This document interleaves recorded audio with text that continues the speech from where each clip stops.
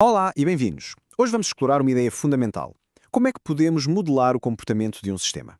Ou seja, vamos tentar perceber como é que as coisas mudam com o tempo e, mais importante, como é que podemos descrever essa mudança de uma forma que faça sentido.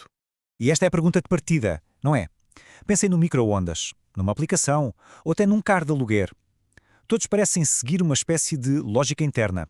Mas como é que essa lógica é definida? É exatamente isso que vamos desvendar, usando um modelo que é bastante poderoso para o fazer. Muito bem, vamos então aos fundamentos. Para conseguirmos perceber o comportamento de qualquer sistema, precisamos de dois conceitos-chave, os estados e as transições. Pensem neles como os tijolos e a argamassa de tudo o que vamos construir aqui hoje. Então, o que é um estado? A melhor maneira de pensar nisto é como se fosse uma fotografia, um momento estático em que nada está a mudar. É uma condição estável. O sistema está simplesmente ali, à espera que alguma coisa aconteça. E enquanto está nesse estado, as suas propriedades principais não se alteram. E este exemplo é perfeito para ilustrar a ideia. Uma lâmpada não tem meio termo, ou está no estado ligada, a emitir luz, ou está no estado desligada e não emite luz. Cada um deles é um estado muito bem definido, sem ambiguidades.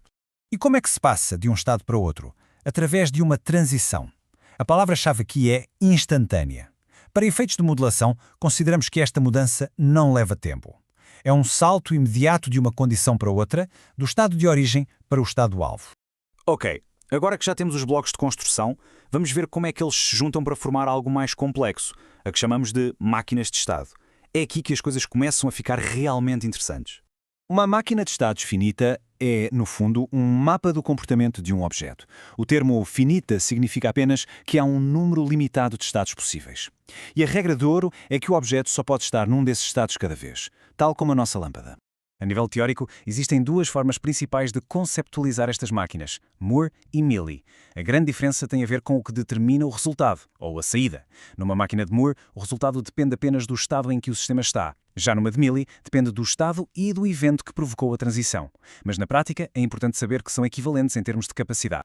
É claro que as transições não acontecem de forma aleatória. Elas seguem regras muito específicas. Vamos então perceber que componentes é que governam estas mudanças de estado.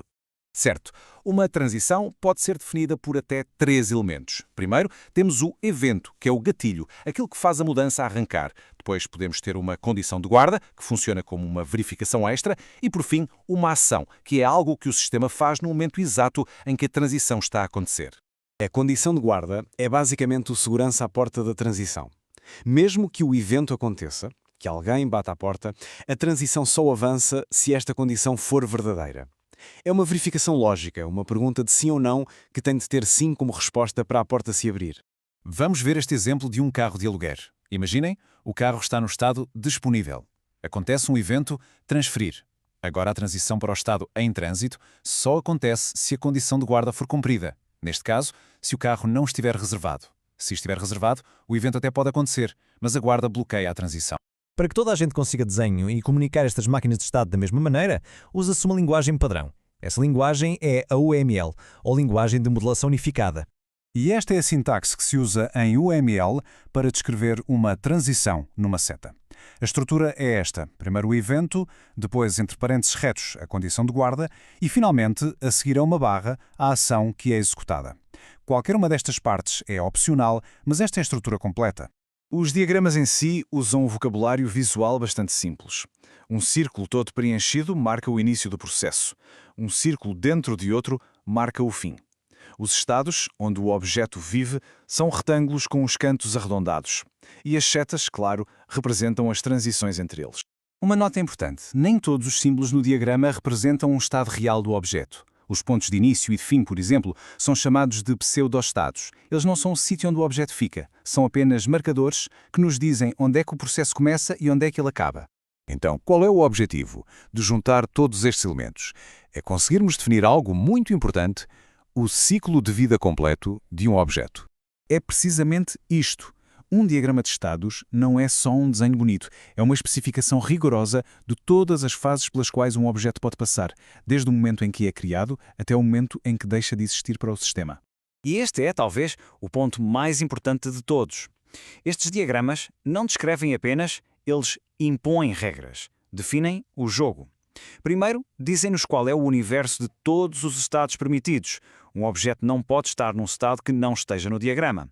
E, em segundo lugar, definem quais são os únicos caminhos válidos, as sequências de transições que são permitidas. Qualquer outra sequência está errada. Esta citação resume a ideia na perfeição. O comportamento de um objeto não é algo abstrato, é a história concreta das suas mudanças de estado ao longo do tempo, e é essa história que a máquina de estados nos ajuda a contar e a definir. E para terminar, fica esta reflexão. Pensem numa encomenda online, num semáforo ou até no processo de publicação de um documento. Tudo isto tem um ciclo de vida, com os seus estados e transições. Agora que temos esta nova forma de ver as coisas, que outros ciclos de vida invisíveis conseguimos começar a identificar no nosso dia-a-dia?